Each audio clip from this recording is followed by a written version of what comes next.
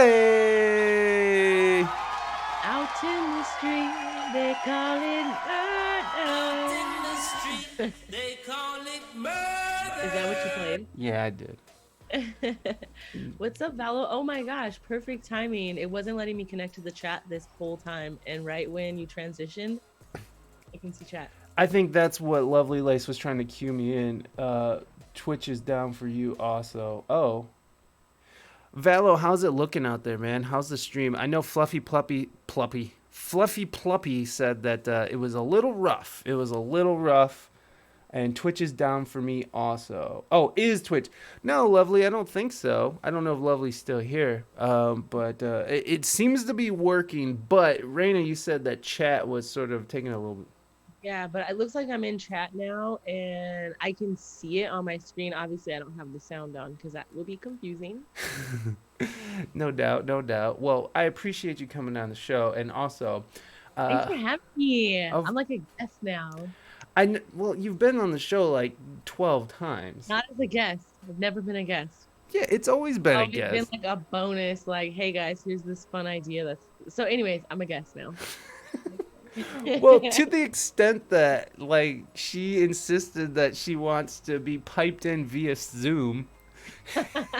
I want to feel like a guest. I mean, like with the show. Well, I mean, the show used to be a in-person type of interview show, but over COVID, it's had to go this way. So, but we have like this little studio that we could have definitely just stuffed her in, and but she didn't want to, and that's okay. I understand. I mean, Nope. it's you know what, we were stuffed in a small room all day yesterday. Like, so maybe some chats aren't going through. Oh, bummer. Yeah, I don't know what's going on, guys. So Twitch is doing us in on this 2021. I mean, what a way to start 2021, right? Just with a bang. Thank you, Twitch. That's okay. That's okay because we can always listen to it in audio. That's right, because I actually push record today. Hey. Hey, look at me go. I'm I'm a pretty big... cozy right now. Are This you? is nice. Well, again, we could have had you set up here, but I appreciate that you want no drop frame. No, I don't have No any. drop frames. Oh, I There do. we go. I have There we go. I got 0.1% drop frames. What's up, fluffy puppy? Fluffy puppy, 419. Nice. No, that was that's your song now, Fluffy Puppy. 419.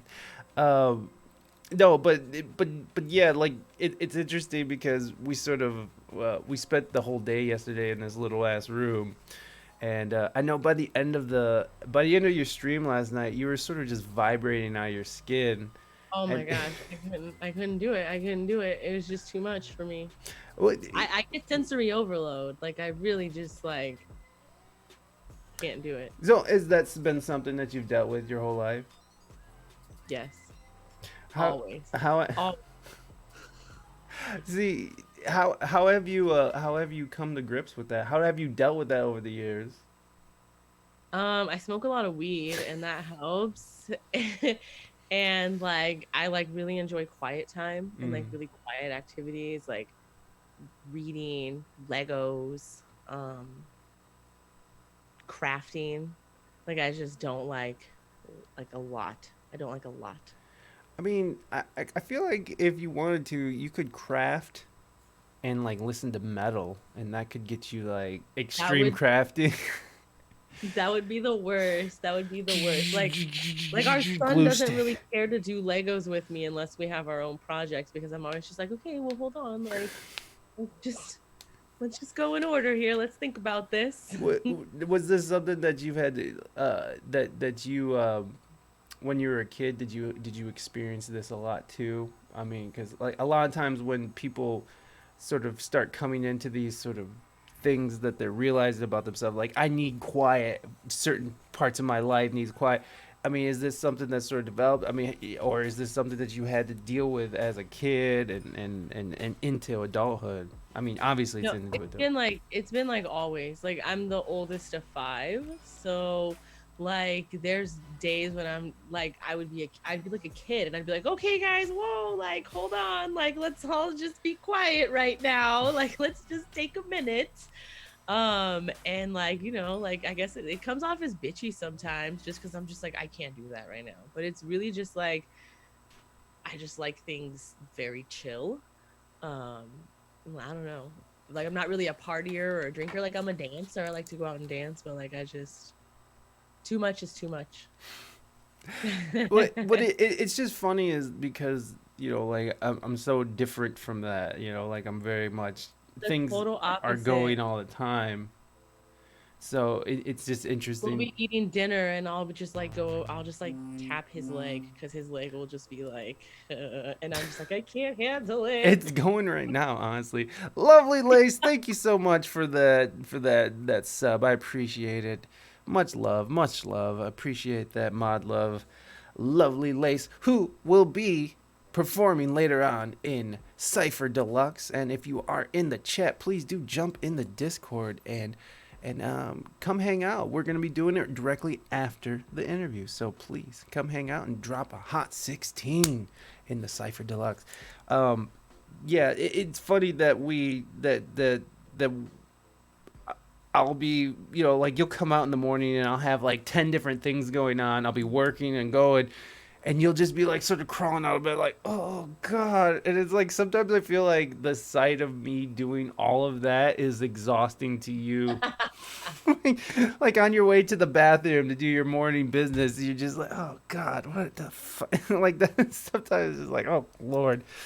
Uh, It does perplex me because you'll like always have something going. Like there's always like you're always listening to like something in your AirPod or like there's just like your laptop is always on something. Like there's always a lot.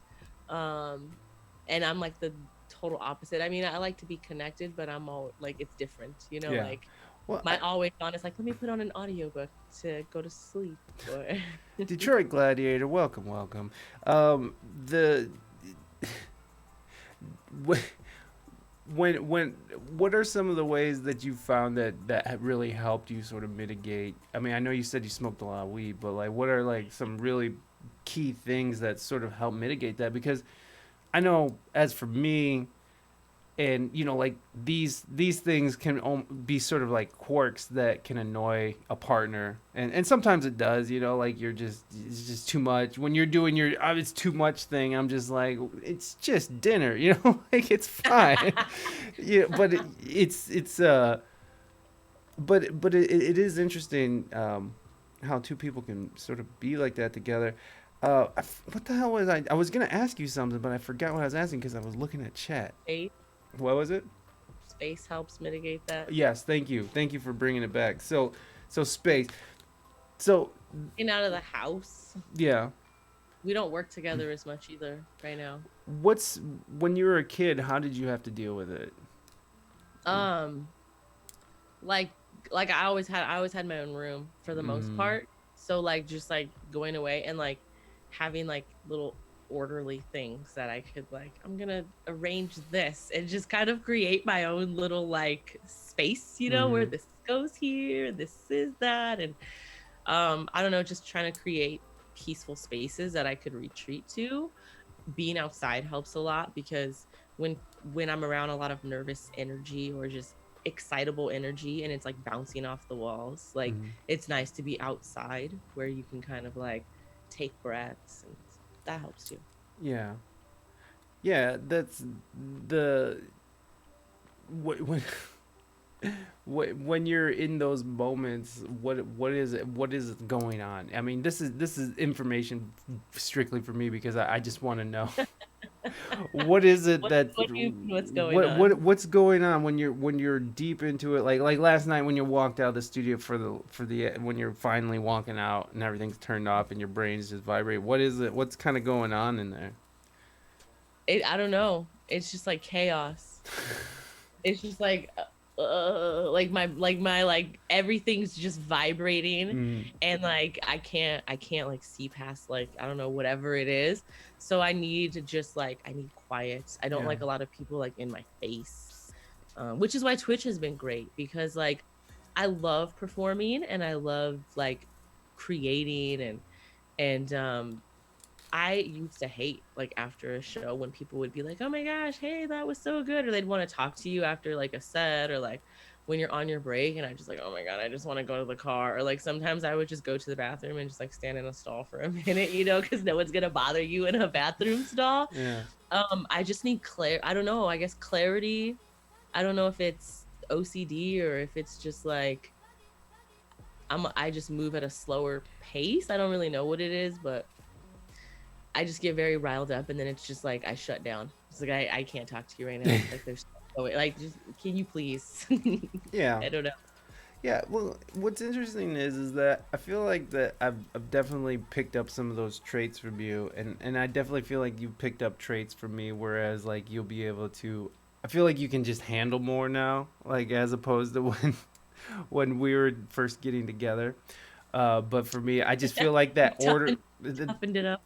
Well, I just feel like being in a relationship with somebody who's sort of like orderly and wants things in a certain way, it definitely helped me to sort of prioritize and learn how to sort of shape, an idea instead of just sort of running blindly at this huge obtuse idea that you're just, like it's sort of just reining it in and sort of focusing in.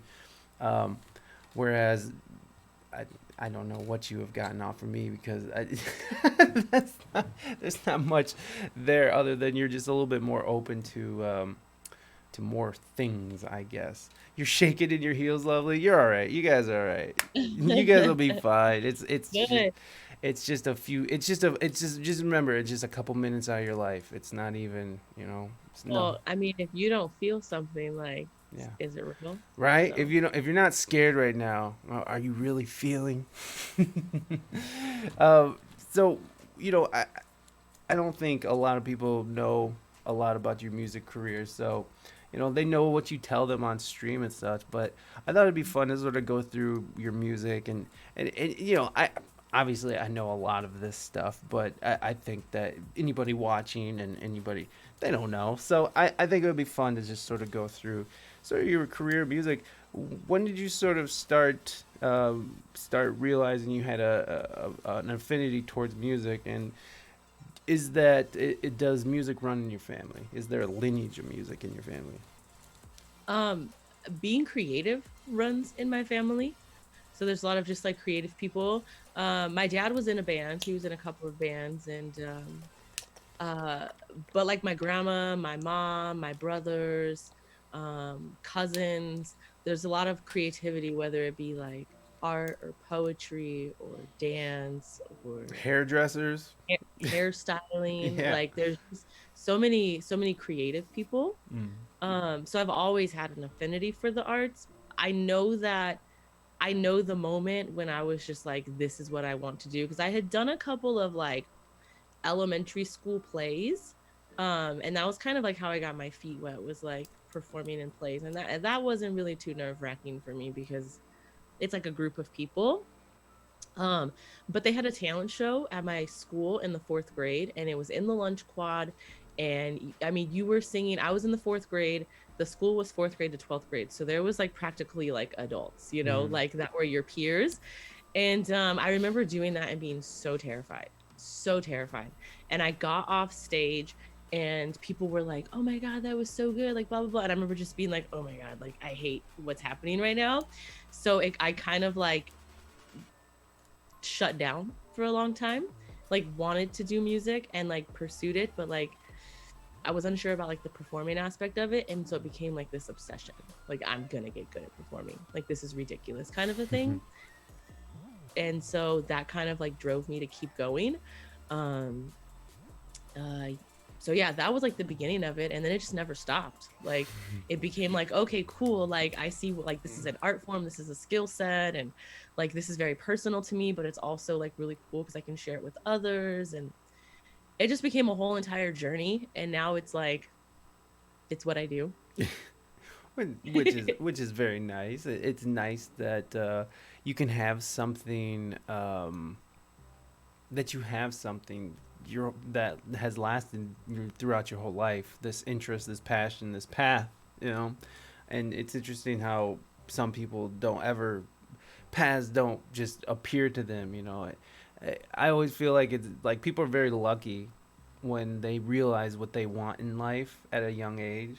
Do you agree with that? Do you think that there's a certain amount of Um, luck with that, or do I you? don't I don't know because there's a lot of agony that comes with that too. Like, I mean, I've always wanted to be a singer.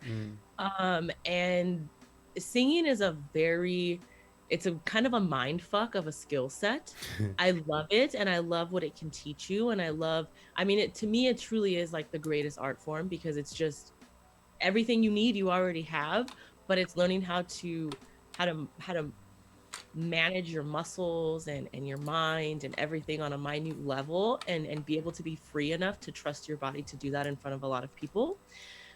So there was a lot of years of agony with it, and I'm sure it's like that with a lot of skill sets. But there's also a lot of just like joy and like accomplishment, because I have been doing it for so long to just be like I have like literally and it helps you understand. I think what the big thing about sticking to something for a long time is it really helps you understand the growth process and the life cycle and how things happen. It Mm. teaches you patience. It teaches you like, okay, you can do something, and as long as you're consistent with it and you do it for a long period of time, you're going to get good. Yeah. And that's really really cool and that's really encouraging. And I think that would be like the blessing of having something that you love and you can kind of see throughout your life and see how it changes you and grows with you. Because I mean you're never going to master something in 5 years or 3 years or 6 months. It's going to take you 10 years minimum, right? And then it depends on how obsessed, how deep you go after that first 10 years, if you stick with it that long. Yeah. There's a lot of dabbling that happens in life, and I think there's hard moments, and it teaches you how to push through those hard moments and how to be consistent in a plateau. Yeah. Yeah, that's a big one. I mean, you said a lot of cool stuff there, actually, but y- it- what sticks out though is this idea that sticking to something, the stick to itiveness or whatever they call it, is very important if you're learning a new skill or if you're setting out on a new journey on learning something and trying to get good at it, especially. Um, but what's interesting is that sometimes people will sometimes it might not seem. I guess what I'm thinking of is when you tell me about students who are like you're like you where you're just like you're not able to connect with them right away, and you're not able to like you feel like they're not absorbing the information, and you feel like maybe that this isn't right for them because they're so just disconnected from it, and then one day they start singing, and then they're like your student for 4 years, and they're Yeah. like they turn into this amazing thing. I guess i guess it's interesting when you think about it, is like even if you're not sure, you can just sort of stumble upon something, and so it's just like I feel like it's really important for parents to sort of get their kids involved with a lot of different things, because it's like you don't know what they're going to gravitate to. And if you're trying to get your kid involved with something that give them some sort of passion for life, or something that they can be passionate about, even if it's just a hobby, I think it's important for you to give them a good round education about different things, because 6 months into talking to a brick wall, all of a sudden you got a little a little Mariah on your hands. I It's think it's more important, like it's very important to be well rounded because mm-hmm, that makes you a good person, mm-hmm, and you can't connect with other people, and you can't really truly, I don't think, enjoy life unless you can understand what's going on around you, who right. are the people that you're interacting with.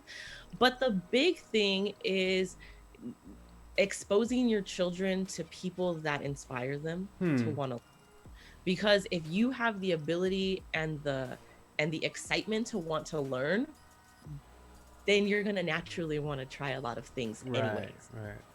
So you do have it kind of has to be both. Yeah.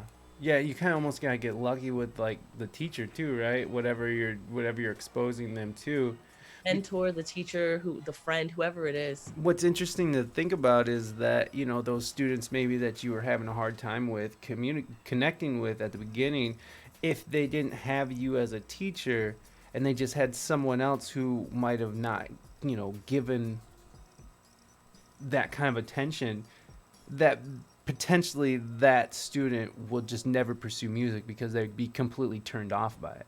I mean, Oh yeah. how many people are completely turned off? You know, how many future like Michelangelos are turned off by their high school, you know, art teacher because they're They got an fail. F on a project. How do you get an F on an art project? That is so true. How That do you is, fail an art project? It's art. It drives me crazy. It no. drives me crazy. Or parents that tell their children to shut up. Like there are moments, lovely Lace. Thank you, And lovely ladies. uh, Shelly's, well, welcome, welcome. Thank you for being here. Love seeing this part of Reina. Also, hopefully my chat's working now. Hi, chat. You know what, Shelly's, thank you so much for saying that because it looks like we've been having some trouble. It looks like Twitch is having trouble today. So, yeah. Sorry if you guys are like trying to chat or trying to connect to chat and it's not working. That's a real bummer because well, we got Reina Mystique. Look at her little face. It's so cute. Adam UK. Oh God, I'm sorry I yelled at you guys. Adam UK, welcome. Thank you for that host. Um, when you're looking at how, when you're talking to a student that might not be receptive to what you're trying to teach, how do you connect? I mean, obviously you have a great track record with teaching and such that you know you if you wanted to you could be a very well paid high paid teacher, but your need and want to pursue, you know, creativity and the creative arts, which, you know, I completely support, obviously. uh, how do you get through to them? Like, how do you break that exterior? I mean, how do you find out if what's hiding behind that shell is a little Mariah or if it's a little pariah? You know, like I don't, you know, how do you?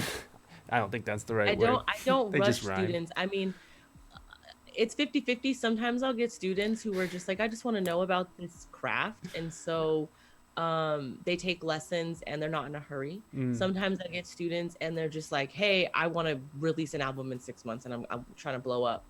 And so it's a matter of just like hearing everybody's stories mm, and understanding their goals and working with them, but also being honest with them that like singing, music, songwriting, you playing the ukulele, whatever it is, like it's literally going to require you to just set aside small moments of your time every day.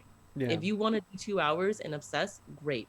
But please don't feel forced to do that. When you're just starting out, spend your 10-15 minutes, get your practice in, and then be glad. Everything else after that. And just kind of keeping it small and bite size and letting people explore. I was taught very academically.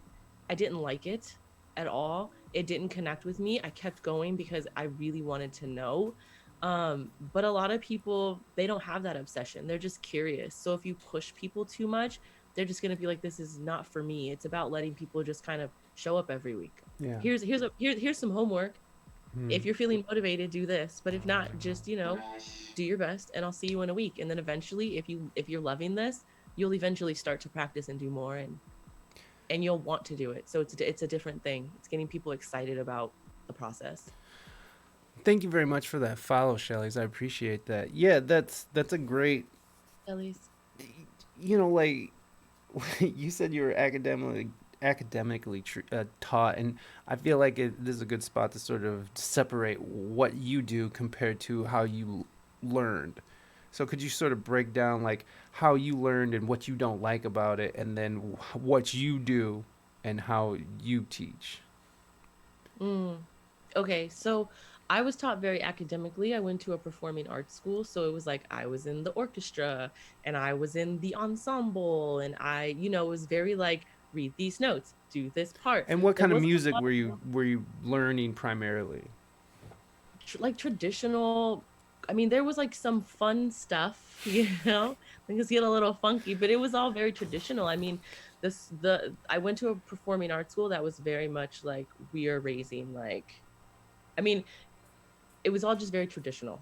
Yeah. There was like very cool elements, you know, like modern dance. You could take modern dance, but it was all very traditional. Well, A you lot of also the went kids to a had private lessons you went to a private school in Seattle, so it's for you college. yeah. So you For had college, that was very traditional.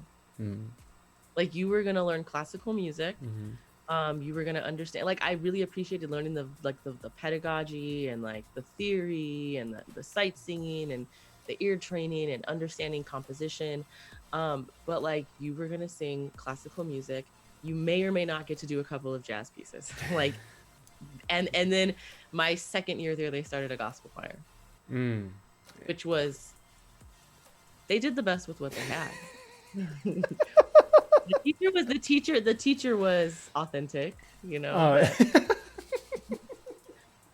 but so like, you know, I learned all of these skill sets and I could, you know, I could sing out of the aria book and I could, you know, I could do this music that had been mm. written hundreds and hundreds of years ago. But how do you take that technique and apply it to something that I wanted to do? And I just wanted to do like pop music, I thought, which pop's not really my jam. It's more of like an R&B like soul vibe, but like how do you take something that's like so old and and traditional and learn to utilize those skills to do something current? And so that was gosh, that took years. That took from the time I graduated at 21 until probably I was like 30, Yeah.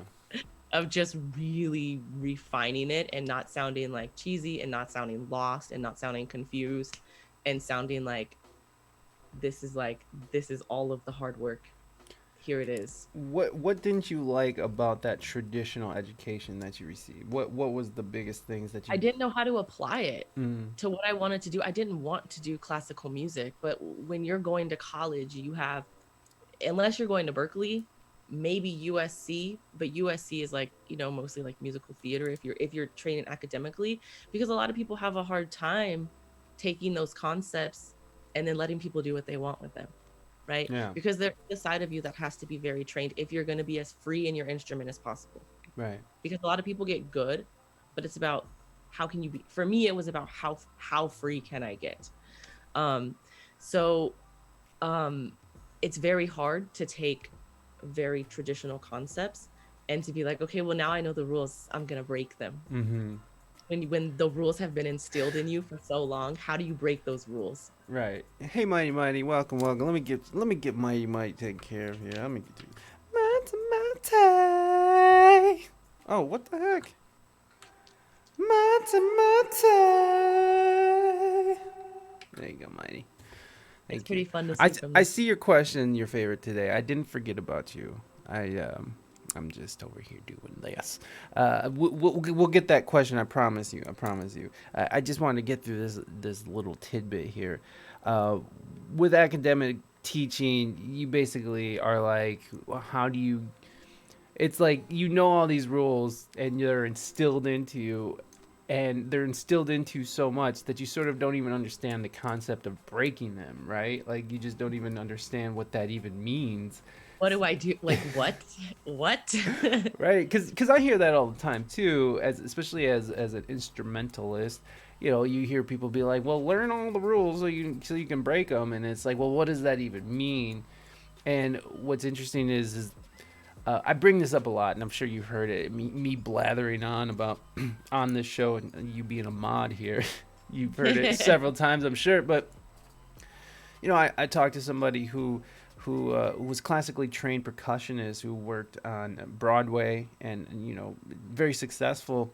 And when the pandemic hit, she sort of had a really hard time with figuring out what she could do because she was so used to just playing other people's music really well at the top level of playing other people's music, but that's all she knew. And so she sort of Playing other people's music exactly how they want them to play it. yeah, Here's your accent, here's your right. crescendo, here's your retardando, Hmm. here's all of the answers. I don't think you can say that anymore. That's not PC right now. That's not, I don't think you can say That is a the R musical word. term.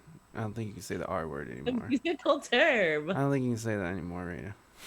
What you go talk to the scholars. I You don't think ask them if we can break the I don't think we rules. could say retardando anymore, right? I think RIT dot.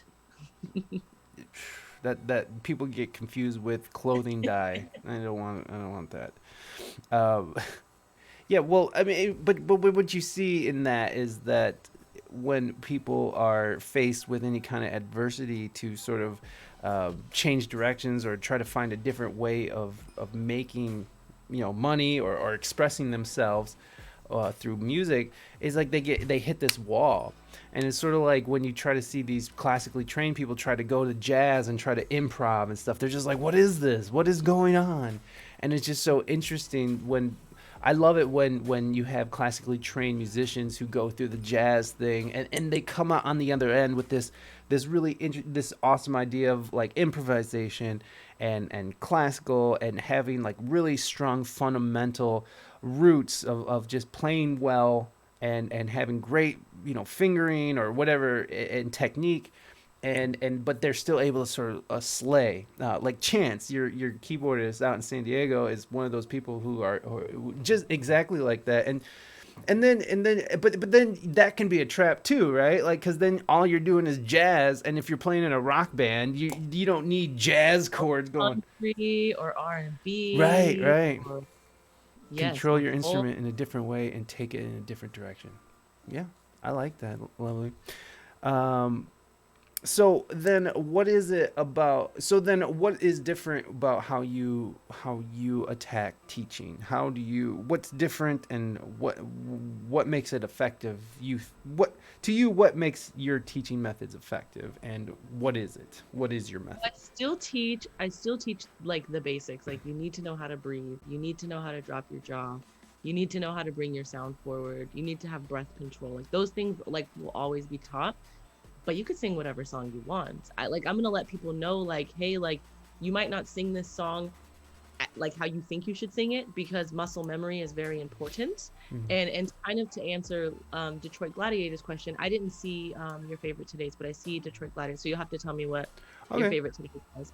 Um, but it's all about muscle memory, right? When it comes to singing, when it comes to projecting your voice with speaking, when it comes to playing an instrument, when it comes to painting or drawing, it's about doing something really well enough times that when you get into those live situations, you can enjoy the moments and just trust that you've put enough hours in. Is it going to be perfect? Probably not, but like that's the beauty of it. Like it doesn't have to be perfect. It just has to be authentic. Yeah, and I just want to read that question too. And I'm sorry you got skipped your favorite today. Wait, I didn't mean to go out of order. Raina just sort of took it upon herself. Sorry, it's only because I saw it in the chat. I know. It's just funny. That is where acting differs. At least for me, the training is meant to get you as free as possible, but controlling your instrument, which is you. So how do you free yourself while controlling your instruments? And I think you kind of answered that. Yeah, that's the hard work. Hmm. You know, it's like we can all go have fun and we can play, which I love that acting is called playing, because like Hmm. it really truly is. But when it comes to acting, the hard work is how authentically you can you be in front of other people? How real can you keep it, Yeah. you know? Yeah. And when I'm free, how real can I be Yeah. in this moment, and to really be present in that moment. When it's singing, it's the same thing, but there's these skill sets, you know, you learn how to hold your body when you're acting, you learn how to drop your jaw when you're singing, and it's just you doing those in your practice, because practice is your perfect bubble, right? Mm. It's okay, guys, I'm practicing right now. This is my practice. And then you have like your performance where it's just like, I'm just going to have fun. We'll see what happens. Yeah. I practiced. Let's see what happens. And you have to be okay when I see people do exercises, like they'll be like, I watched a YouTube video and I'm doing this, young, young, young, young, young, young, young, young, young, young. And I'm like, okay, well, what are you doing that exercise for? Because I saw it on a video. Okay, but like, is it to help you bring your sound forward? Is it to help you relax your tongue? Because if you don't know why you're doing the exercise, it's not benefiting you. So when you go to sing the song, your body goes, oh yeah, I remember how they were doing that. Yang, yang, yang, yang, oh, say, can you see? And you're like, I don't know why my voice is cracking. Well, because there's these like really, there's a short list of things that you have to do really well in order to be able to sing. Yeah. And if you can just practice those things enough that when you're nervous when your body is shaking, when you're scared, when you can't get your breath under control because you're just like, huh, that those things just happen. Yeah. And that just takes time and practice. It just has to be muscle memory. It just has to be. It has But that's what's interesting about performing a lot and doing it over and over and over and over and over and over and over and again is that you become very, very comfortable with it. And I've been saying this a lot lately, but I've like towards the end, of my performing out in the real world before Corona, I was so comfortable on stage. I was doing, I was like, I'm on stage in front of an open, like a full packed house, and oh God, and I'm making a horrible expression on my face. I mean, it's just, no one should be that comfortable on stage. But what I realized when I caught myself doing that is that, wow, I've become so comfortable on stage that I don't even care if if the whole audience knows I stink because and that's I'm when here, you baby. have to decide to add something new. Yeah. So, like Like, showering. they don't deserve you. I mean, they deserve you're comfortable and you're real, but they also deserve your excited and your magnetism. That's what they're there for. They're there to see that. But Well, and plus, when you're comfortable, when you're that comfortable, it means that you fully get to engage with your instrument and feed off of your environment. You get to fully engage off the audience in a positive way because you're not being impeded by nerves or just these crappy, the feeling of, oh, am I gonna make a mistake? Oh, I just don't want to make a mistake. Oh my god, there's so many people out there watching me. I know they see me sweating. Oh god, why can't I quit sweating? Oh, and then you just mess up, and you're just gonna keep messing up, and then the fact that you messed up is gonna make you mess up even more because you're in this horror show where you messed up, and whatever cortisol and all the chemicals that get released when you make a mistake and make yourself look foolish, or at least appear to be foolish, you that floods your brain even more. So whatever you do after that mistake, you're setting yourself up for more mistakes because you flooded your brain with all these fucked up chemicals. So being able to find comfort in whatever forum or whatever medium that you're in just helps completely. it's panic attacks. It's anxiety. Like that's what that is. You got to know how to talk yourself down off the ledge. Yeah. And that's the hard part. I mean, talking yourself off the ledge makes continual obsessive practice seem like a cakewalk. Yeah. Well, and that's what was really interesting about coming to Ohio and seeing you go into acting.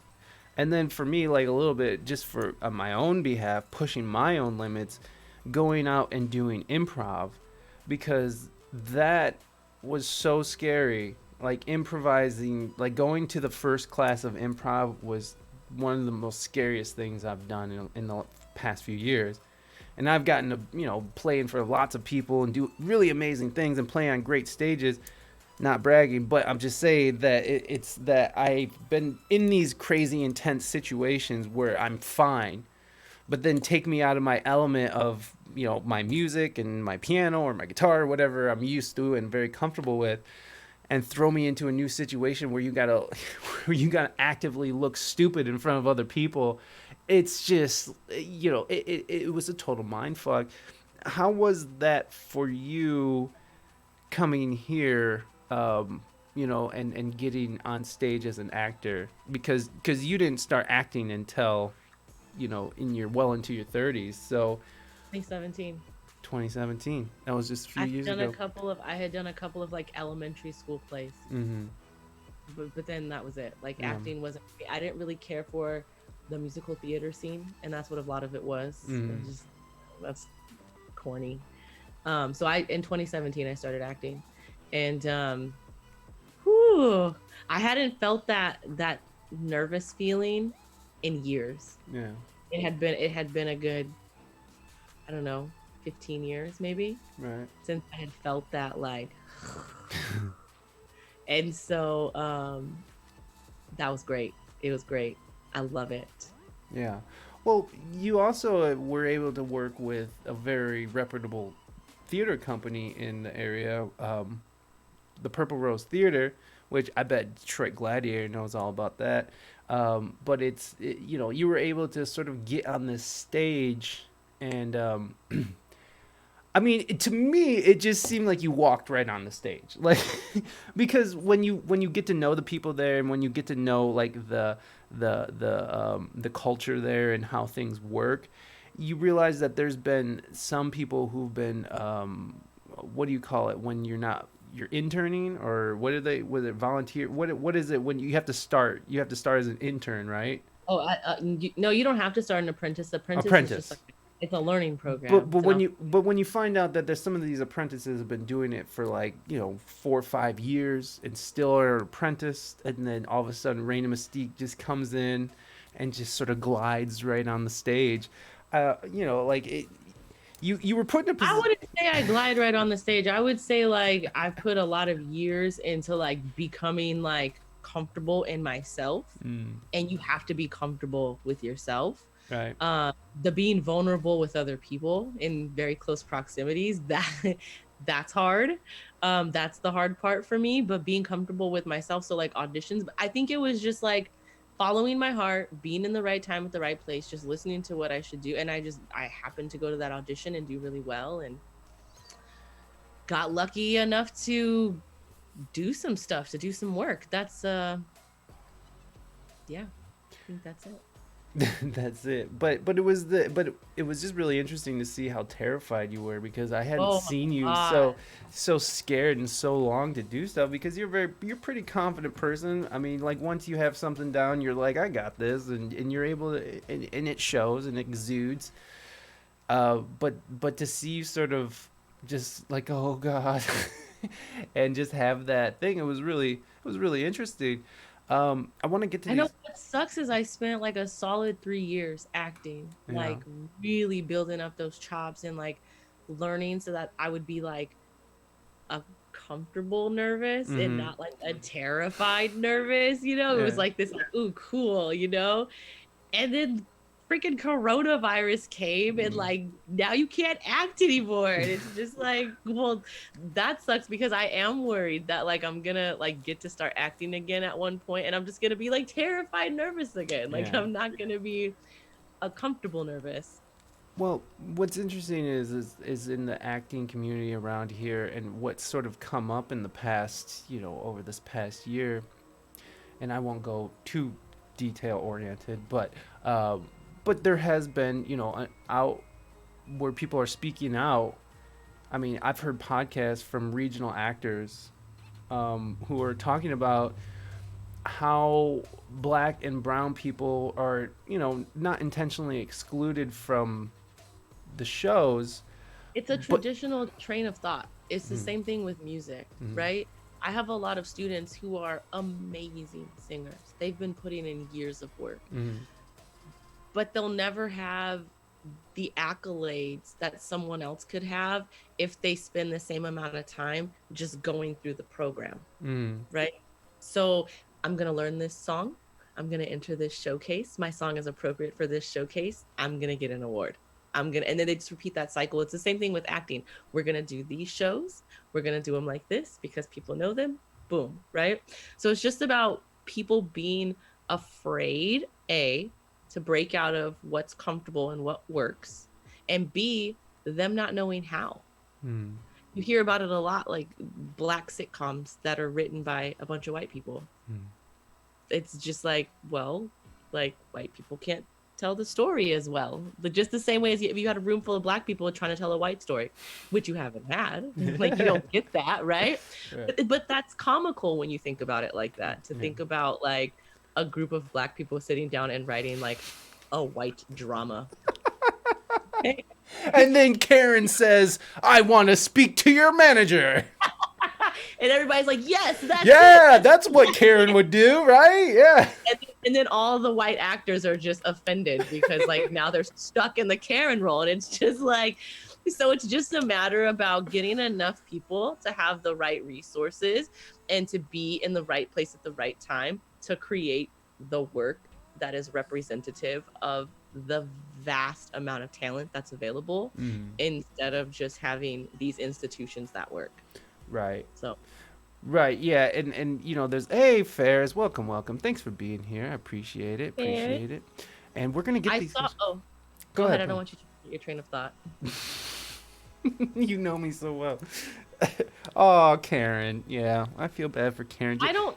I don't like to use the Karen word. I don't like to use the ghetto word. Like I just don't really care for those words. Right, but do you do you think then, I mean, because the people who are running these companies, these theater companies, and are they're not racist people, right? I mean, that No, from what you it's get. just how can you expect somebody who studied one train of thought their whole life just flip a switch because now we don't see race and we don't see gender and we don't see like you need new people to Mhm. do new things. If you want new work, get new people.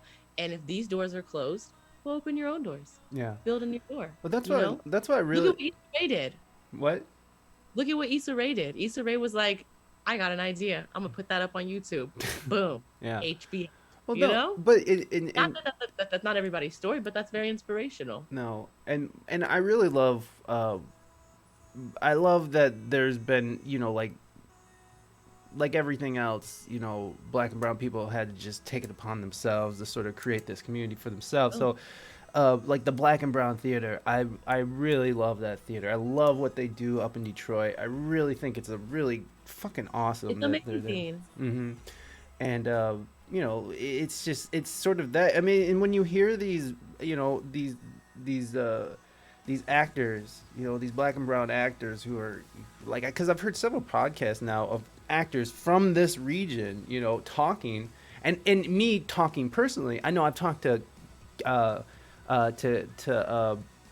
gosh darn it, Kay.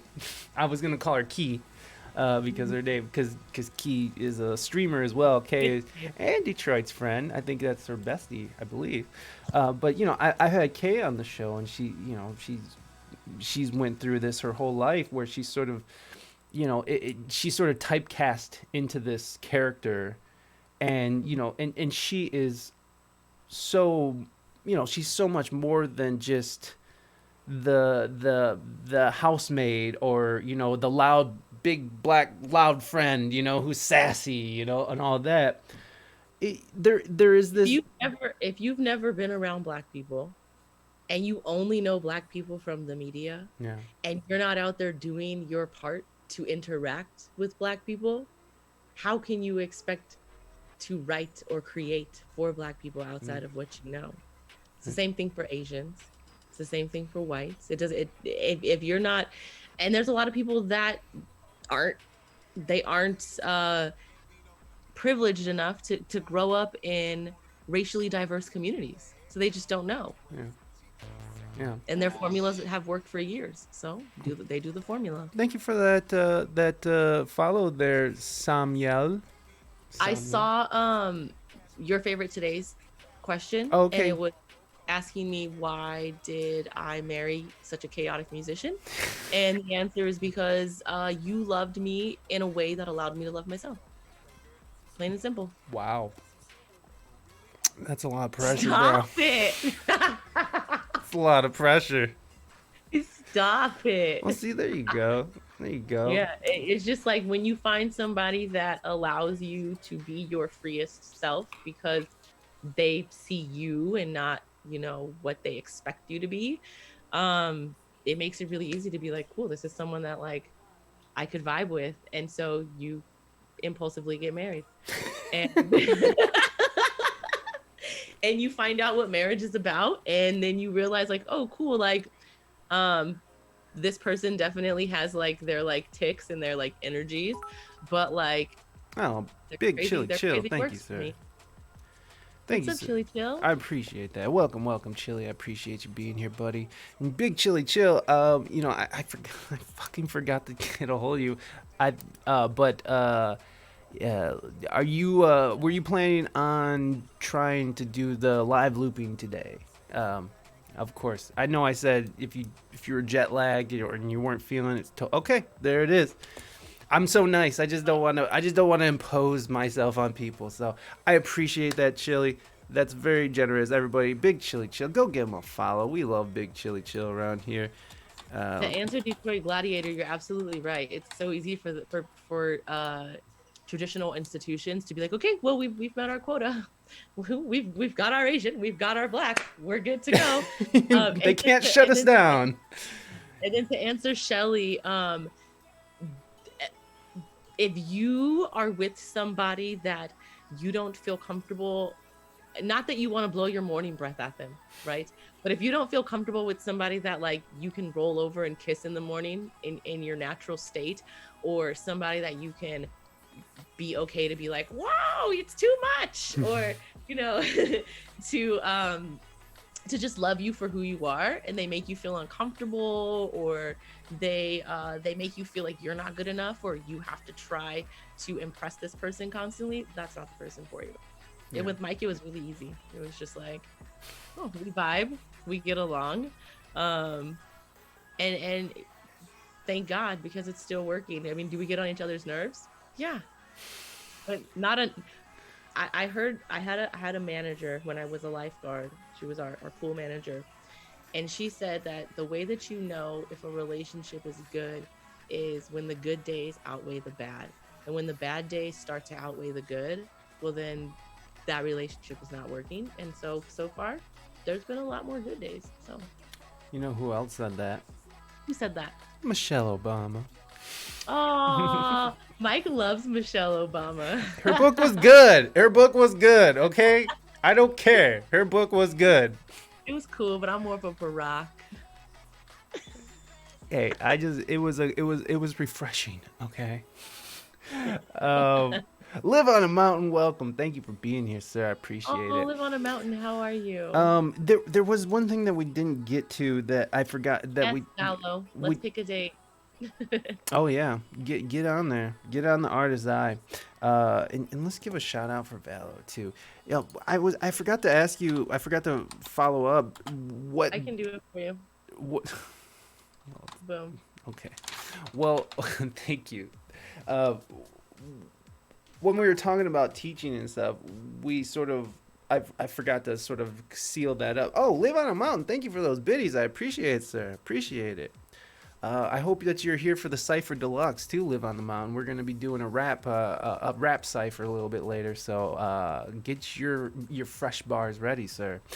But what was your so what I forgot to wrap up is that you were taught in this very traditional classical way, but yet you teach in a very different way. I was just wondering what was different and why you think it's so effective.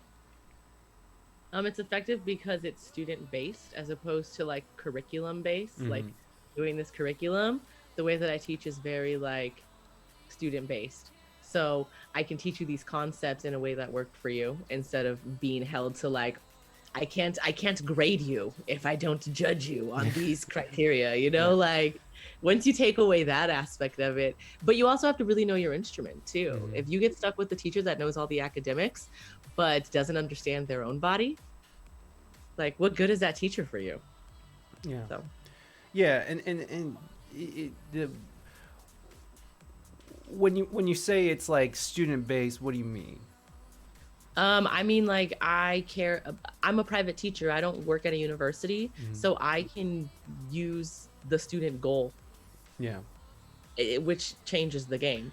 And when I teach group classes, I do teach on a topic, but I try to teach it in a very relatable way that like I'm not going to tell you to deep breathe into your ribs, mm-hmm. you know, using your diaphragm. Like people don't even know where their diaphragm is. Like I've never seen mine, and I've been teaching for years. So just saying things like relax your belly, like let's keep it real. Like let's keep it real about what it is. You know, before there was textbooks, it was like, oh cool, look what your belly can do. Right. Girl 2.0, welcome. Thanks for being here. Thanks for being here. It's always lovely to see you. Now I know I wanted to wrap that up because I forgot to finish that out. When I was talking to Kay about, and I'm sort of jumping back and forth here, my apologies.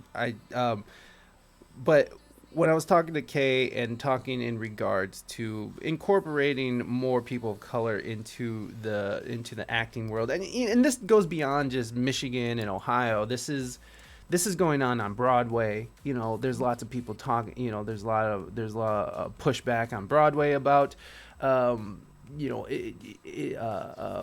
representation and stuff. So, that's what made Hamilton so amazing, is that they sort of reversed the roles of all these historical figures and incorporated, you know, representation, and which was great. I mean, and it was an amazing show as well. I mean, that's proof that things can be done, and that's sort of kind of what Kay was saying too. When I was talking to Kay about acting, you know, now this is regional, she was like, you don't have to have, you know, the roles don't have to be specifically white or black. Like why do they have to be that? Why does it have to? I mean, like, there's a spectrum of black people, there's a spectrum of Mexican people, there's a spectrum of Asian people. They're not all, you know, not all black people are just, you know, sassy and talking, you know, I was gonna say talking jive. Wow.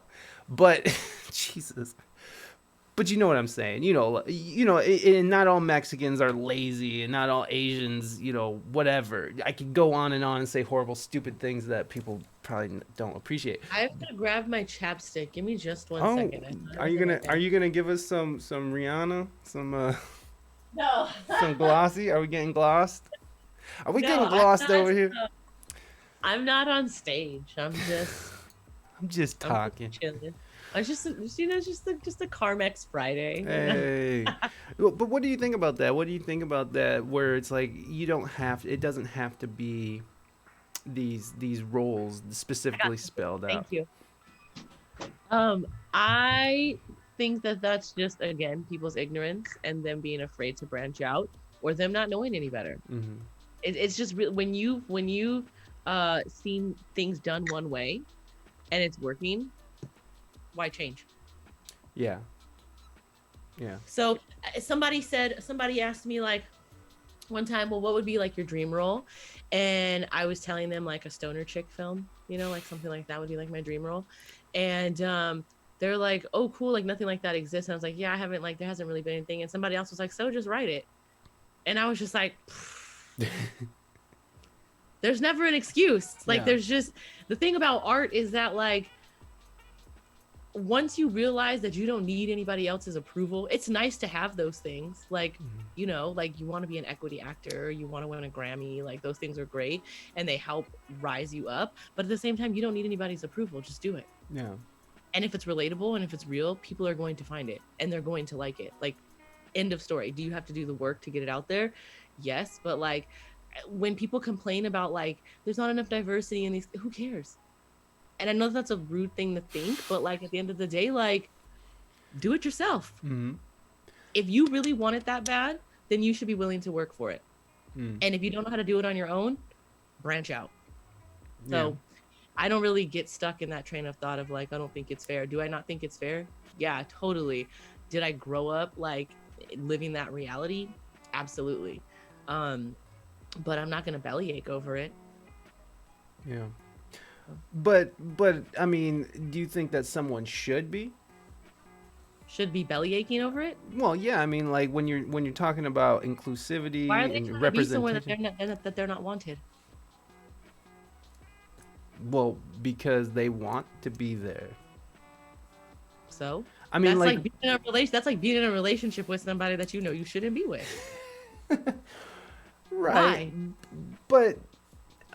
But see, that's a little difficult, because when you take these, like, well-known theaters around town, around the region, it's not like going into those places you're gonna be met with, you know, racist comments and, like, you know, made to feel less than, and you know what I mean? It's not like you're walking into a horrible negative space. It's different, right? Because it's still, like, people are there, and like you're saying, they're just going off of the trajectory of their of the success of what they built. I mean, the thing is that everybody wants to work, right? Yeah. When I put that into like musical terms, like I was really frustrated in my early 20s because I wasn't like a white girl. Yeah. And it was like everybody where I was at wanted white girls doing R&B. They didn't want black girls doing R&B. Like it wasn't marketable to their tourists, right? Who were Right. there to like hear music. And it frustrated me. And then it was like, eventually it was just like, why am I tripping off of this? Just because this is the biggest lane, my lane is somewhere. Mm-hmm. And has it did it take me a long time to get where I'm going? Yes. And I honestly think that a lot of that had to do with me just trying to fit in the lane that was already carved out instead of me just finding my own path. It's a lot harder. It's scarier. There's no net. There's nothing to catch you. There is a great probability that you will fail multiple times. And you just have to, I don't know if it's stupidity that gets you to just keep doing it, or if it's just, like the hard-headedness of being like, I'm going to accomplish this goal. But if you want something bad enough, there is always another lane. And it's just a matter of we get caught into the glitzy ones. You see it on Twitch where people like clamor to be in like bigger chats because they think it's going to help them. It might, but that's not the only lane. I'm going to do a corporate job because I'm too scared to try my goals. Well, that's a really big lane and you're probably going to have a lot of success there, but are you going to be happy? You know what? You could fight for the next 20 years and keep auditioning at the same 6 equity houses and hoping that you could get in, or you could spend all of that time failing and figuring out what works and create your own lane. So no, I really don't. There's a lot of heartache that comes with trying to fit in somewhere that's already established. If it works out, great. If it doesn't, great, because the opportunity is there. You just have to find it. There's so much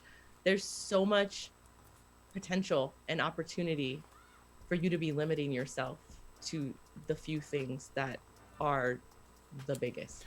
But don't you think if no one is complaining, then nothing's going to change?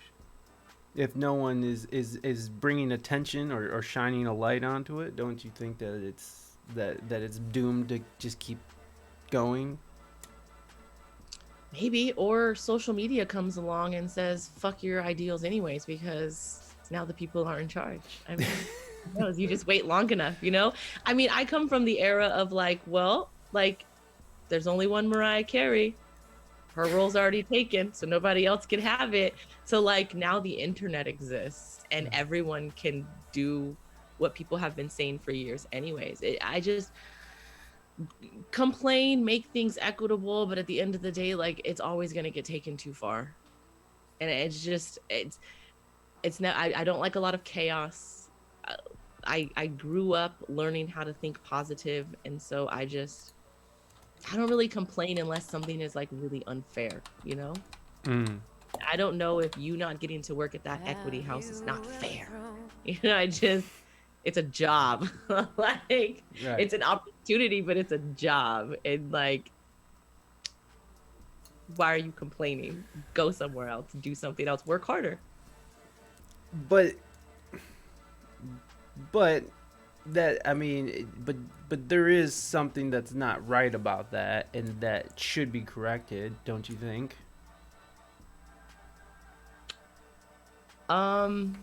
Well, if it doesn't involve basic necessities and they're a private organization, they can do whatever they want.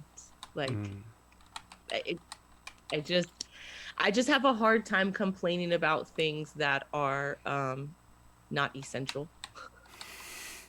If instead of complaining about equity and diversity and inclusion in theater, how about let's talk about equitable, clean drinking water for all people, or empty buildings being turned into facilities for homeless people. Whoa. Let's not get crazy now. I mean, my God, what are you talking about, woman? I'm not really big on complaining about things that aren't essential. Well, if there was an equity theater that had a sign on the door that said "No blacks allowed," whoa. It's everybody get a sign. We're fucking the shit up tonight. We're fucking the shit up tonight. Problem, but no, I was always taught that if you want something, you'll make it happen, and that's it. Well, I mean, but I mean, it is nice to see representation, though, and that's through years of people, complaining or protesting in one way or another. I mean, wouldn't you agree? It's nice to see representation on, Netflix and the Well, TVs. representation is great, and I think that it really mattered when media was a conglomerate, but the media is not a conglomerate anymore. Mm. So why doesn't it? But I can easily seclude myself into the exact world that I want to create for myself now. hmm, And yeah. everybody can do that. Hmm. So I just don't think that it's worth wasting my time over fretting over something like that. Thank you for all these hosts, guys, and Whispering Glitter. Welcome. Thank you so much for that host as Hello, well. everybody. Hey, hey, I'm here looking at hey. Bears, Girl 2.0, Super Mario Twitch, Oh, Whispering Super Glitter. Mario Twitch, did I miss you? Hey, Super Mario Twitch, I'm sorry I missed you, buddy. It's good to I see you. got Thank you for being here. I Mighty appreciate it. Mighty, Um, oh, what were we just talking about? Creating Your Own Destiny. So I heard Oh, something yeah, please. when I was really young. I was probably 10 or 11. Thank you. And somebody was like, you're not even going to grow into yourself until you're like 40. Like that's when your body matures. So like, why are you trying to rush? Like just stay in your lane, do your thing, and you'll eventually get there. Like, it's just like staying on the path. So I don't know, like veering off to do other ridiculous things like complain about what these people are doing doesn't affect me. So Well, why do it? y- Exactly, girl 2.0. Make your own opportunity and be you. Because if your favorite today was asking about Mike, and I was saying we got married because he taught me how to love me. And that's a big thing. If you don't know how to love yourself, then you are forever going to be searching for love and acceptance from other things. Okay? If you learn how to love yourself, it comes from within. And you're going to create your own success and your own happiness in the way that you want it. And that was something that our relationship together helped me to like really truly kind of see who I could be as a person. And I don't know if it was like all Mike or if it was like the time period that we met in our lives because we've both grown as people. But self-love is a very important thing. And I think that a lot of people that are complaining are angry because they're not seeing themselves accepted, when it's like, even if you do get that job, mhm, if you're the type of person that complains, you're going to keep complaining. You will find a reason to complain yeah. until you find what you're looking for. Right. So Well, I talked to Guy Sandville of the Purple Rose Theater. He was on the show, and I really wish that I would have talked a little bit more about, the idea of bringing more, people of color into the Rose and in the scene in general. But talking to him, he's obviously not a racist person. He doesn't hate people of color. He doesn't hate black people, and it's like there's nothing about that about him. But he is saying that I sort of brought up the idea that people sort of feel entitled to certain positions because of of who they are or what they were or who they were or what the skin color are. Because they feel like that they've been left out, and so they need to that they should be in that spot. And he was saying, and I sort of framed the question, and I wasn't even thinking about it. And I'm sort of in retrospect, I sort of framed the question as like people who are saying they were born for a role or whatever. His answer was is like whoever is the best at the role is who's gonna get the role. He's like, I'm not looking for, I don't care if where you come from or what your background is or what color you are. If you're not right for the role, you're not right for the role. Now, I wish that maybe we could about these equity theaters too, like the ones in particular that you're talking about that are in these little tiny towns in Michigan. It's like, how many people of color are auditioning at these theaters? Like, and I don't know. I just think it's kind of ridiculous. I saw that Detroit. I saw no. You know what? And Detroit. Like I'm sure. I bet you. I'm almost guaranteeing you're aware of some things that kind of gone on over the summer, over these past few months in that particular theater. Which in that region, it's in that region. It's in that whole region. In that region, it's it's a bigger issue, but right. And just look at Lynn. Lin was like, "Oh, y'all ain't doing what I want to do." I just called him Lin, like Lin Manuel Miranda, like we're friends because we're not, but The maybe we homie. will be one day. You know, who It's the knows, homie. right? It's the homie. But you know, if people aren't building what you want, do it yourself, and Yeah. that's what he did. He wrote his own role, wrote his own music, and casted his own show. You know, Whoa, wait. Kay's car got keyed because they saw her on a regular basis? Chelsea, man. Chelsea's a trip. Chelsea's a trip. I could see how there could be some weird stuff going on in Chelsea. But yeah, I mean, like I don't know Guy great, but I don't get that I'm not getting from him that he's just this ardent, horrible, racist guy who doesn't want no, black it's people just you around have to him. understand. You have to understand. I heard an interview with a Calvo, thank you for that an woo. actor one Welcome. time who was a well-known actor, and they were explaining how they weren't racist because their dad regularly had people from his company. He had his in black employees over for dinner. Okay? And it was just like in his heart what he was saying was like the kindest thing ever, right? Mm, But it's just like if you're not exposed to a lot, then you just don't really know. yeah. And what he's saying wasn't from a hateful place. It was definitely ridiculous. like Mm. like I'm not racist because when I was younger my dad hired black people and we ate dinner together. Like what? That's ridiculous, We ate right? dinner with the help. Yeah, but like you have to understand that like times are changing, people are changing, and at the end of the day, I just I don't feel the need to beg or complain to be anywhere. If it works out, then that's where I'm supposed to be. And if it doesn't work out, then that's not where I'm supposed to be.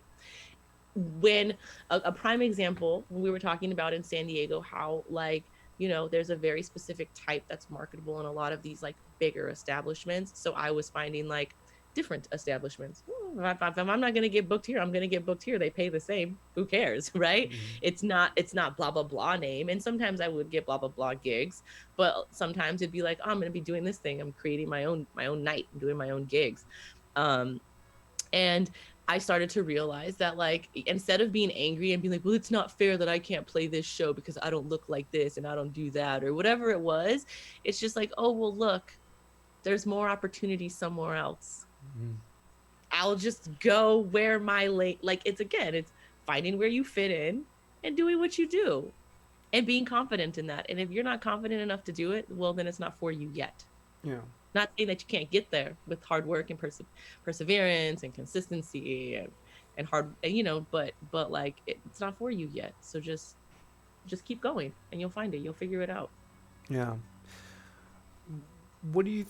Let me ask you this question over here, because Shelly's they asked it a few minutes ago, like 33 minutes ago. What is your favorite part of the work you do, for both being able to teach people and help them become better artists, and also being able to share your music and creativity for entertainment and community building? When it comes to teaching, my favorite part is like when someone has a little breakthrough, because when you're Mhm. learning a new skill, you learn some stuff, and then there's like these plateaus. And then eventually it's like, oh, that's what that's for. And then you're able to utilize those skills. And then you might have a little more growth, a little more plateau, but it's those little discoveries that just when fireworks go off, I love that. I love that so much. And when people are confident enough to be like, maybe they never sang for anybody because when they were young, their mom told them to shut up or their voice wasn't good or their teacher gave them an F in choir, like Yeah. whatever it is. So they never sang. And then, they're 50 and they're like, they tell you like, hey, like I was singing in my car at a red light for the first time ever and somebody looked over and I didn't care. Those would be that's the reason that teaching is just wonderful, for that to be a part of people's journey and to be like a positive like influence in their journey. When it comes to my favorite part of the creative process, um I love being in the studio. I love being in the studio, like with a band, just a recording and putting down arrangements and sharing those recordings with people. But I also really like performing. I love Twitch. I've always preferred like cafe gigs Like I always said, like, well, if I ever get famous, like I'm doing like little symphony halls, you know, like the House of Blues or like little small places, because I don't really care for like arenas. Again, sensory overload. But so I really like Twitch for the aspect of like I get to practice, I get to perform, and I get to connect with people in a way that doesn't overwhelm me. So it's kind of like the best of everything. So Mm. By the way, Reina is in the next room over. So, just for anybody joining us. I wanted to be treated like a real guest for anybody who's coming in late. So I'm in a different room. She's been a real guest like 25 times on this show. But Yes, Shelly. Detroit Gladiator, thank you very much. You didn't have to do that. Oh, mighty, you guys are too good. You guys are too good. So good. Was excited. I'm glad you were excited for this Girl 2.0. I was too. I had a like me and Reina, we've had podcasts in the past that like I don't ever want to go listen to because it's just and in fact like there's podcasts in the past where I honestly want to go take them down because of just where we were at in our relationship, because there's some podcasts. I remember a podcast where like it was leading up to leaving San Diego, and I didn't want to leave San Diego really bad. Like I did not want to leave California.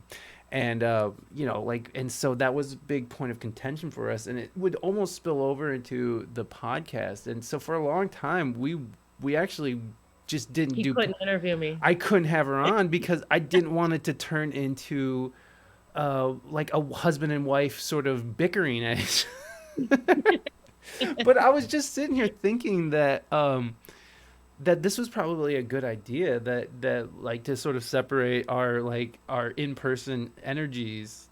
So like none of those because like our in-person energies can definitely influence how Wait, I would so react. just so you guys know, Mike is like very tightly wound. Like you see him moving right now. You can see it. No, I'm fine. Everything's And fine. I'm very much, for those of you that have seen my stream, like that's really how I am. Like I do get excitable, but I'm very just like, but me and Mike spend a good amount of time just sitting on each other, just on the couch. Like I'll just go sit on his lap. So it's not like we're oil and water. I would call us more yin and yang, but in a professional setting, because we're both artists, we're both creatives, and we're both very different artists. It helps for us to be conducive and to work well when we're in, like now, like I'll write a song and I'll give him a demo and he'll produce it and then send it back to me, as opposed to us being in the same room together recording, because it doesn't work. It doesn't work. But on a husband and wife level, we get along great. We know, like, we do our thing and we work around each other very well and with each other very well. But when it comes to creativity, it's interesting how we met in a band about 12 years ago. And over that time period, me and Mike formed our own band. And then he kind of did bands and I kind of did bands. And then now we're just like two separate artists. So that's been really an interesting journey as well.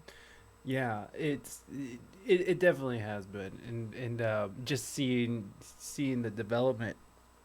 I mean, like, cause to the point where we would work together, we've had such contention over those chili. So,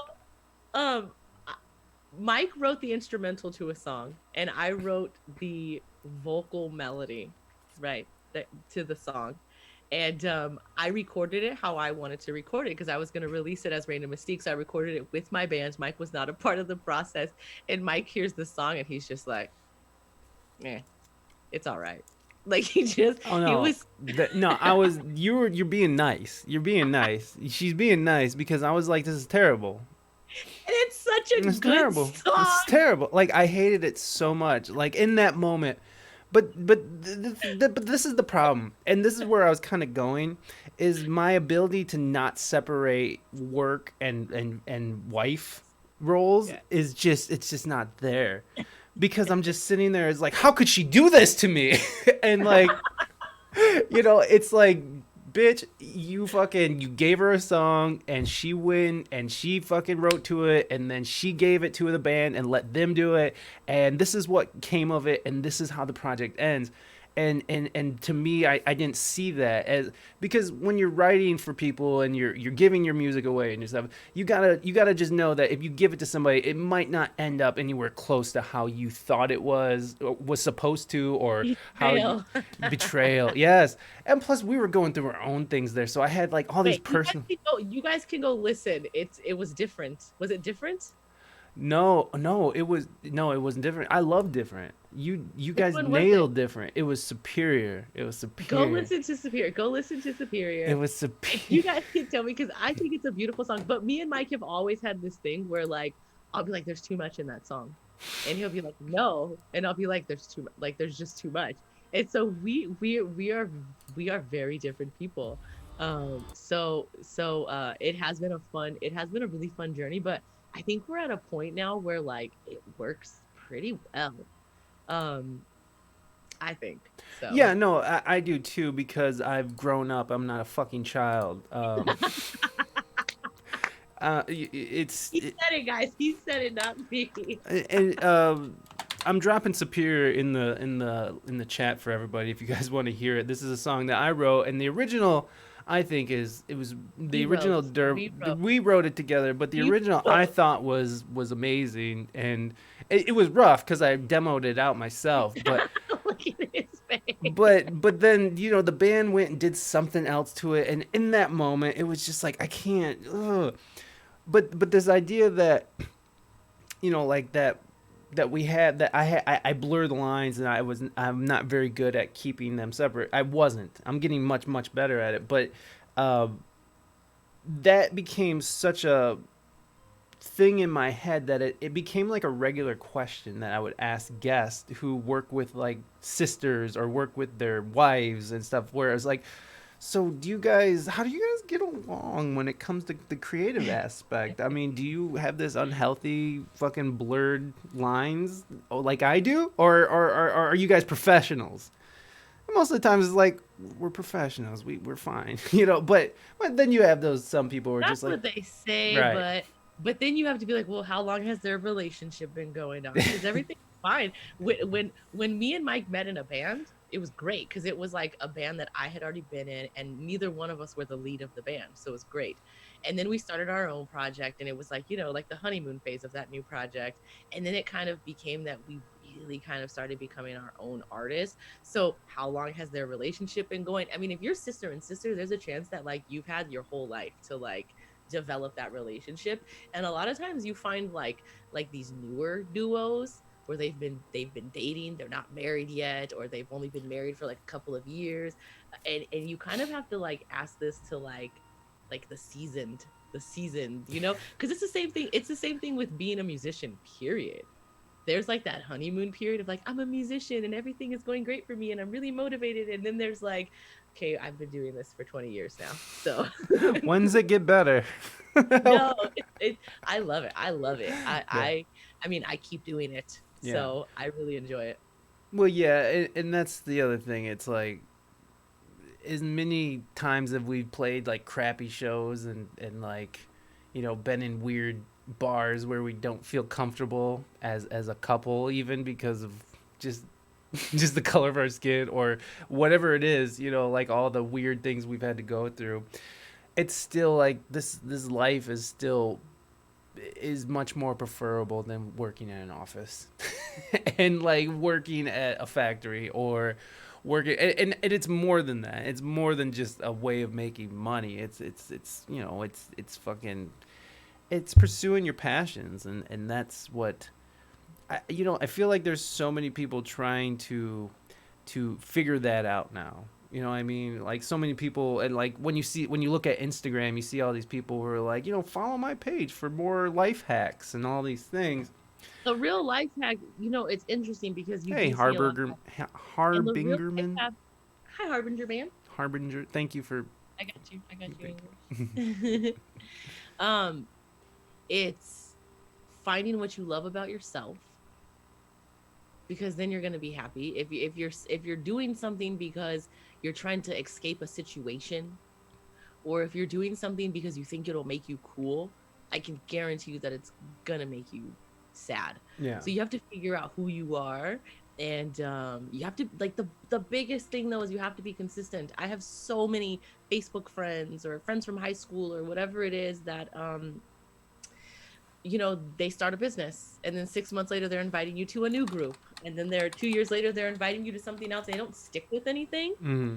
And so it a lot of it is that stick with it. You're Right. gonna be good at something if you just do it for long enough. I read Instagram is good for extending your music outreach. Oh, come on. I'm trying to stop something. Okay.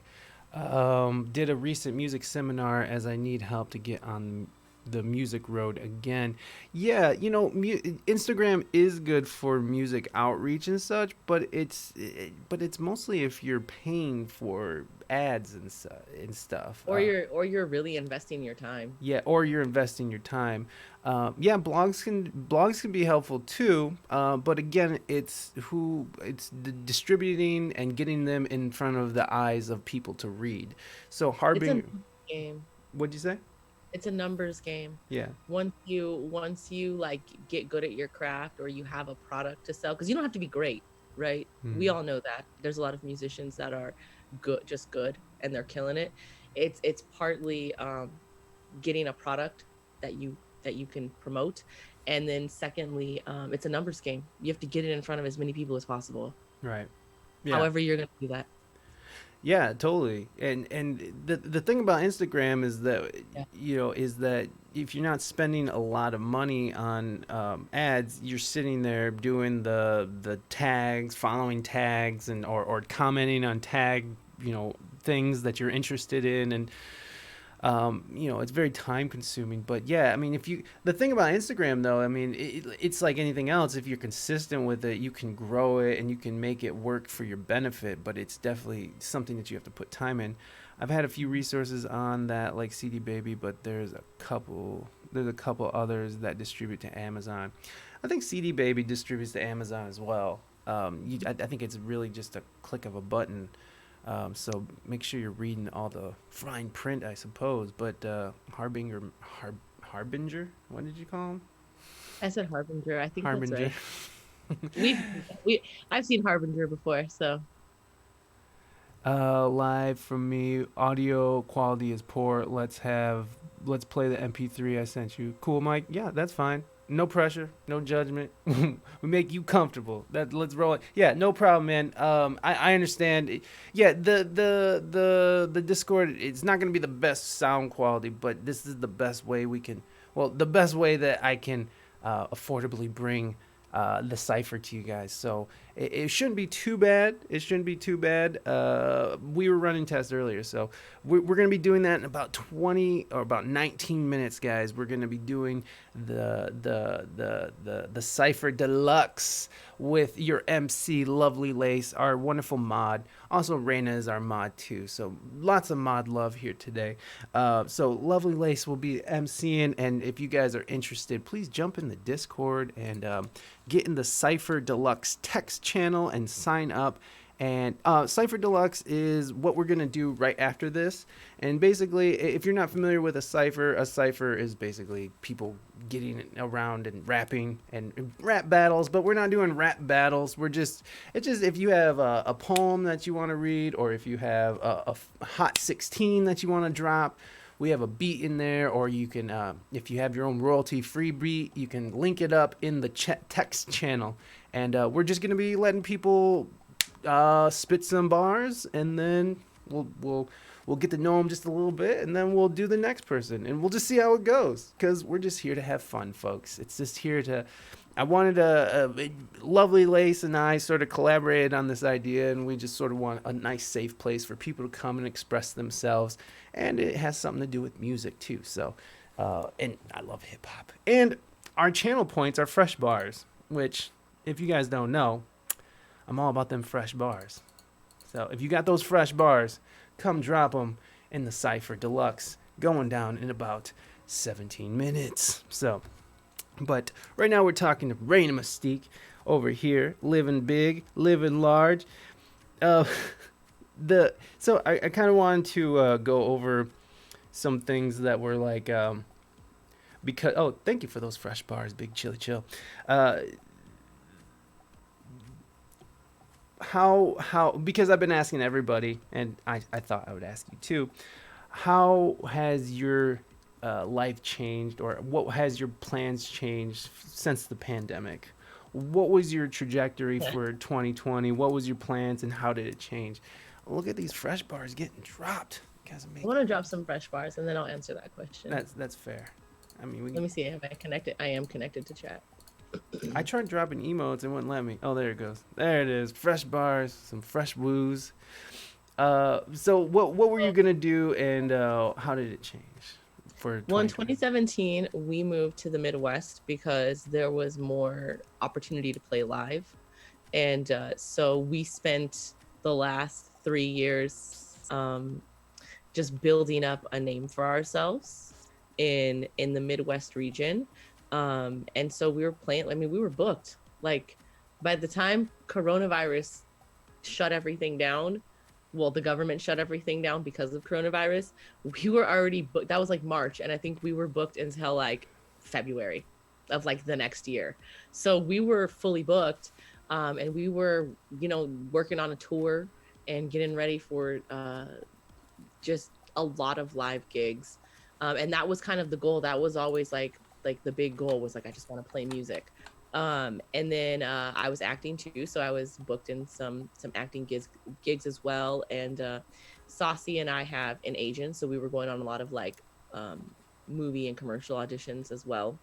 So just doing a lot of work. And coronavirus hit, and and we were home.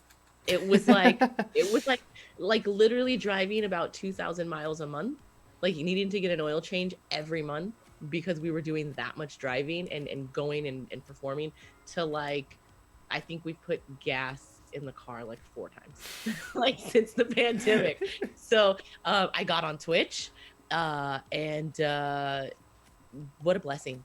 Just what a huge blessing. And that's kind of been where I'm at. Before the virus hit, I was also trying to write for more artists, like something I've done throughout the years. But such a huge shift, Girl 2.0. Like it's insane. And I was like, I have days where I'm like, we moved to the Midwest because we were working a lot. And what are we doing here?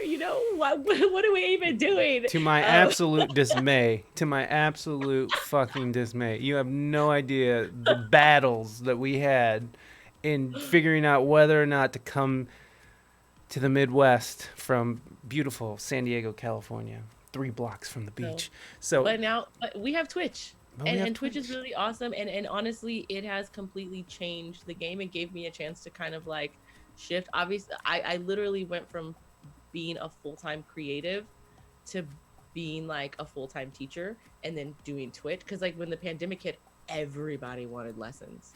Like my studio it was very full in San Diego because that's what I was doing. And then we started working a lot more, and I was teaching 1 day a week. And so it went from me teaching 1 day a week, a couple of hours, to teaching 6 days a week and sometimes 7. And then I was twitching. And then it was just like, I can't teach this much. Like I have to perform. Otherwise, like inside of me is going to explode. So I've been trying to figure out the like teach Twitch thing, because obviously I'm not making money as a performer right now. So teaching is like, thank God for teaching. But I don't know. I don't know what's next. It's nuts. Probably lots of songwriting because I can do that during the pandemic. I'd love to grow Twitch. I would love to keep doing this. I don't know. what's some of your goals for 2021? Um, I would like to grow Twitch. Um, Throughout this year, like that's a really big goal for me, is just to grow the community that we have. And I would like to write more songs for other artists. Like I want to sell a lot more songs this year. And outside of that, just continue to work on that balance, that like work life family balance. Because Yeah, I've been here, but have I been here? Like I've been in the house, but Guy Sandville once told me there's no such thing as balance in the arts. And so, and then we look at what Guy's going through right thank you, Philly. now. Your channel is really smart, Raina, very unique, fun, warm. Always enjoy it. Yeah, I think so too. You've created like a really interesting community, I don't know, like tell me some of your thoughts about what you've sort of built with Twitch, and I don't just know that I built it. Like, you know I'm how just it's saying, like like, a, but like where you're at now, like, just your thoughts on it and on your community and your progress and your growth and stuff. I love our community. I was blown away that on Tuesday morning we woke up at 7 a.m. and we're playing original music to like Twitch friends like all over the world, and like Thursday. and getting to share those moments. Oh, Thursday. Yeah, so just yesterday morning. Yeah. Woo!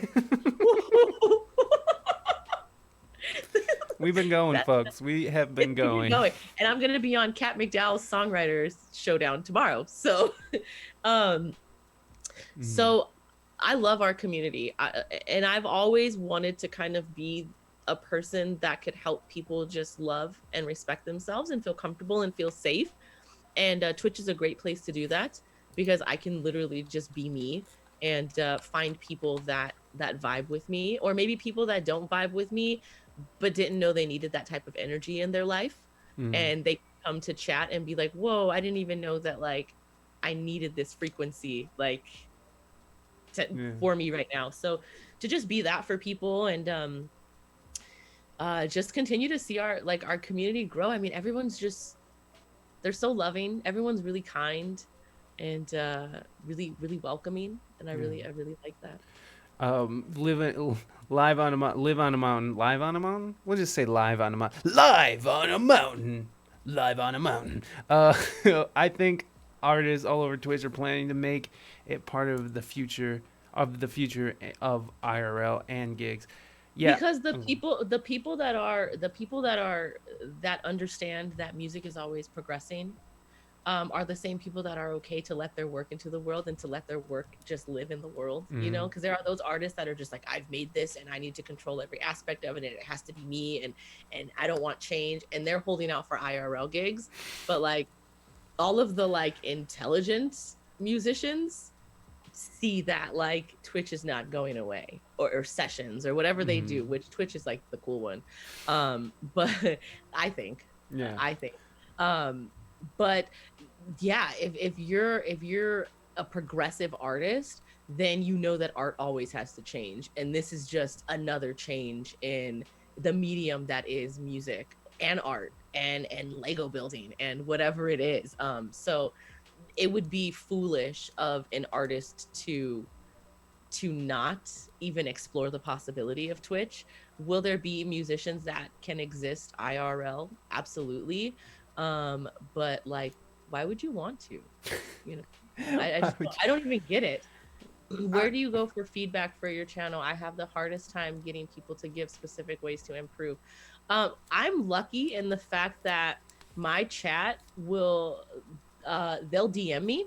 Like I'll get messages from people like, hey, you should do this, or hey, this would be a good idea. Or if I do something on my channel, one time I am a professional hobbyist. I like to say that's like my side job. And so, you know, I have like craft boxes. Like it's a thing, right? I just got a Cricut. So I'm on my channel one day, and we're doing crafting, me and Twisty. And then I was like, great stream, everybody. And they were like, wait, you're not gonna do music? And I was like, no, I thought we would just do this today. And they were like, nah. Like that was like nope. And I was like, okay, well, I'm not gonna do that again. Or they'll be like, hey, I don't like those overlays, or you should do this, or you know, if somebody else in chat is doing something that's like not community friendly, like they're really quick to just be like, hey, like that's not gonna work. So I think I just lucked out. And I think that's what I needed. toxically independent, like to the point where I don't ask for help. So I think God was like, here's all of these people that are just gonna give you their opinions. So I have to work I'm it. a professional procrastinator. Yeah, it's weird too. I mean, that's one of the things that I've because there's certain things that I Hi, felt like Kelly. be well, Shelly. Thank you for being here. I really appreciate it. It was great to see you. Um, I forgot what I was gonna say. It probably wasn't important. Yeah, Good luck, sorry, I Shell. was in the chat. Girl 2.0, you're absolutely correct, and that's interesting too because I, I've never been the greatest marketer. It's something that I've been working on, but Twitch has really helped me with that, right? To just like I just feel more comfortable because I have this community of people that are also promoting. They're like, hey, you should go check out Reina or whatever it is. So that's been a really big help recently. But there's a lot of people that are like, oh, I can't come to your show. I'm too tired, or I'm too this, or I'm too that. But like, you're absolutely correct. It's like if you don't want to click a link, then you don't want to be you never wanted to see the show in the first place. So finding the people that are willing to click the link is those are your people. And so yeah, absolutely. Like you don't your tribe is worldwide and Twitch makes it possible for you to find. We celebrated the Australian, the Korean, the American. Like, did we count them down perfectly? No. But did we celebrate them together? And so, yeah, Twitch is a great way. Like, as an R&B artist in California, I had to move to Michigan just to find like an abundance of work. And then to be able to go on Twitch and just like break the mindset of like, I don't need to play IRL gigs when I can find a community online and do exactly what I want to do no matter where I am, as long as there's good internet. As lo- that, that's the Yeah. stipulation. As long as there's good internet. Yeah, that's the other thing that sucks is like moving to a new place is like if you want to continue streaming, make sure that you got a good connection there because my goodness, Yeah. we which we found out the hard way, right? Because we just recently realized that we could get more upload speed, and because when we talked to the internet company, we're just like, "Yo, this shit is garbage. What's going on?" And they're just like, "Oh, well, you got good download speed, but your upload speed is trash." And I was just like, "Oh, I didn't know it goes both ways." Bleh. So we upped that, which I mean I think helped tremendously because now we can actually, at least we can get out almost 700p, 700p. It works. It works. This is fine for me, you know.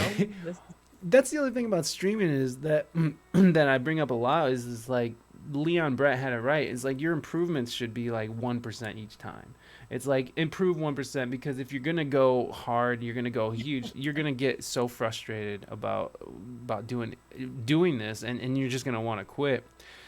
Sure, I am gonna. Okay, I celebrate so many people I would never have met. I feel so lucky. Chili knows about swapping times to hit a world audience. It's you know 21st. what, Girl 2.0, we were just at the store the other day, and we picked up something for a community member, and I'm not gonna say their name because like there's no fun in that. But we were walking by something, and I was like, oh my gosh, this reminds me of so and so who I've never even met, but like I feel like is a friend to me. Like I've known them for like 8 months now, and like we have spent a lot of like time like together in chat. And I go, oh my gosh, I'm gonna send this to them. Just would have never met them if it Yeah. wasn't for Twitch. And now like I see things that randomly remind me of them, like in the grocery store. And I saw, yeah, Chile knows. Chile is like trying to get totally international. That's the other thing too, is like you choose your time frame. Like I'm interested in this country, so let me stream at this time. And that's really, really cool too. Just wondering if you want us to watch without you, or do you want to watch? I'll pop over after. I'll pop over after Super Mario Twitch. Are What you do starting right now? what? Oh, for. Yeah, yeah, we do anime in the Discord. No big deal. By the way, Reina anime. I mean, this just would never have made sense to me ever, Without Twitch. ever. It's Super Mario. I think Super Mario. We were in the chat the other day. Um, we were we I was just like, oh yeah, Reina's a noob to anime, and she wants to talk shit on me. It's like, bro, I've been at it since Akira, son. So don't even talk to me. I'm old school like that. Uh, Okay, I would like that, you guys. Yeah, that would be awesome if you can wait. Sorry, we're doing like side talk. I'm sorry, okay, English. guys. So we got about 2 minutes left, and then we're gonna start opening up the Cipher Deluxe. Do you have any new music coming out? Anything that people can expect? Any cool surprises? Any plans? Any big plans? What do we got to look forward to from Reina Mystique? I just unofficially released a song. It's only available to subs in the Discord section of my Discord. It's in the D. I dropped it in there. That song is called Hold.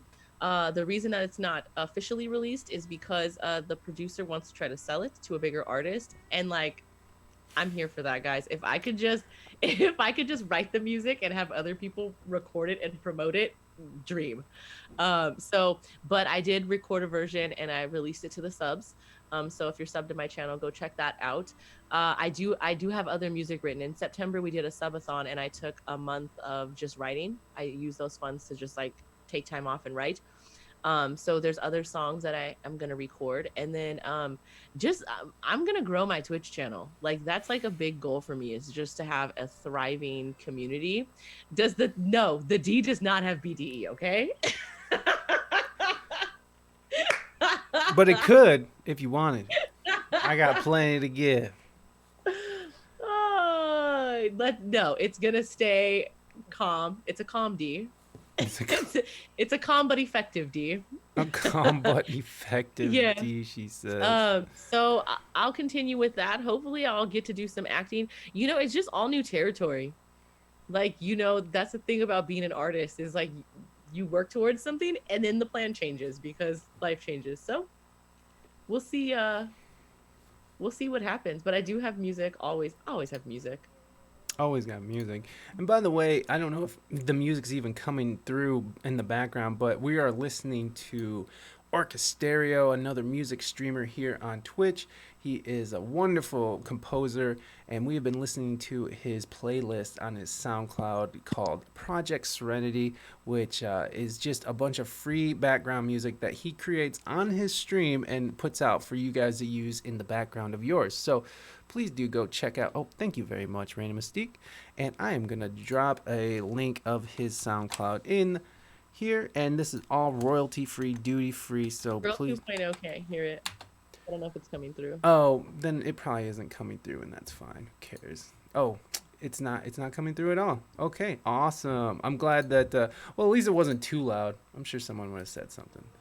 Oh, it's because I paused it. That's why you couldn't hear it.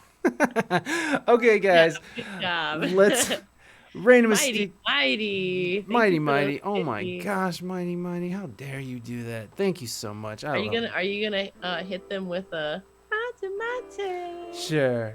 Mate. Oh, that one was a little. All right, guys. No. Thank you for being here. Yeah, thank you guys so much for coming through. We're gonna switch over to excuse me. Oh yes, thank you for that. Woo, I appreciate that. So it is time. Thank you, Big Chili Chill. We always appreciate it. Always good to see you, my friend. We are gonna do Cipher Deluxe, you guys. So if you want to jump in the Discord right now, sign up. Just put your name down in the in the text channel by the same name, Cipher Deluxe, and we'll just go down in order. The best way to do this now, folks, is if you have headphones with a mic on it, that's the best way. But if you don't have it, that's okay. We'll work with you. So go ahead, jump in the D right now, and then once you're listed down on the text channel, we'll call you into the voice text by the same name, and we'll get you going. So all right, guys, we got Big Chili Chill and Lovely Lace are both in there right now in the voice chat. So we're gonna go over there, get set up. Oh, AMA, what did you want to ask, Chili? Hi, Girl 2.0. See you, Girl 2.0. Thank you so much for I got you, Chili. what was the AMA this minute? What I does got that you. mean? What does he want? It was a woo. Oh, he wanted the woo. Wait, no, he wanted it. Oh, it's go. It's exclamation point go woo. Go woo! Woo! All right, guys. No. I'm gonna jump in the Discord. We'll be right back. And Bye, guys. thank you so much, Reina Mystique. Everyone, give Reina Mystique some love. I'm gonna actually give her some claps because